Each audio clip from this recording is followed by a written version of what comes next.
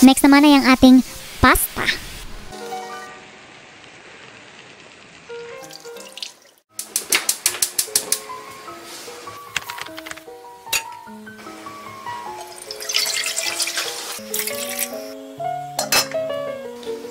Asin, para sa matatakutin. Wala na akong maisip. Para sa ating first step, lulutuin lamang natin ang pasta and you can cook it according to package directions. At ang pastang gagamitin natin guys ay penne. Habang niluluto natin ang pasta, ihanda muna natin ang iba pang mga sangkap. Carrot. Don't panic. Hindi required ang carrots na may 2 legs. Dahil hindi tayo long-legged, itong long legs ang kukunin natin. Ingredient ay ang cheese, syempre, kagat-garin lang natin yan. And garlic, natatadarin lang natin ng maliliit. At yung ating pinakamit, yung tuna. At yung isa sa magpapasarap ng ating recipe for today ay ang mais. Balikan na natin yung pasta. Buti pa yung pasta binabalikan. Kanina penne lang yan ah. Bakit may macaroni na? Nakisabay lang guys. Marami kasi kami sa bahay. Tapos daw yung penne. Kaya dagdagan natin ng macaroni. Huwag niyong i-overcook guys kasi mamaya itotos pa natin yan dun sa ating sauce. Na huwag niyong itatapon yung pasta water dahil gagamitin natin yan mamaya.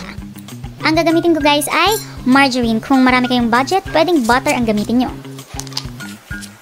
Okay, lutuin na natin yan at baka lutuin pa ng iba.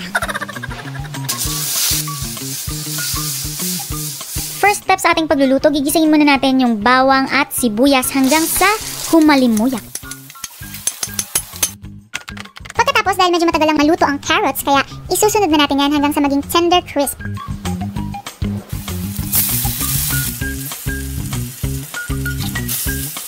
Kung ayaw nyo ng tuna, pwede naman kayo maglagay ng hotdog, o kaya naman ham, o kaya naman bacon. It's up to you guys. Ayan guys, yung ating mga sahog ay itatabi muna natin. Itatabi hindi papapakin. Maglalagay lamang tayo ng APF or all-purpose flour.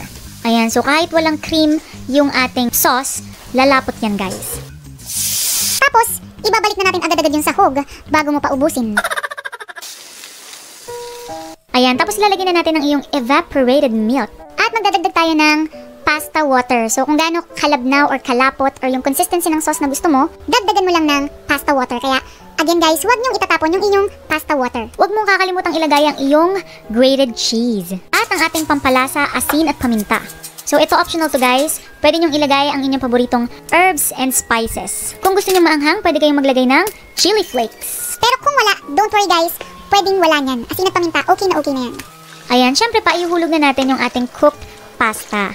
Again guys, kung masyado kayong nalalaputan sa inyong sauce, kahit nandyan na yung pasta, pwede nyong habulan ng pasta water.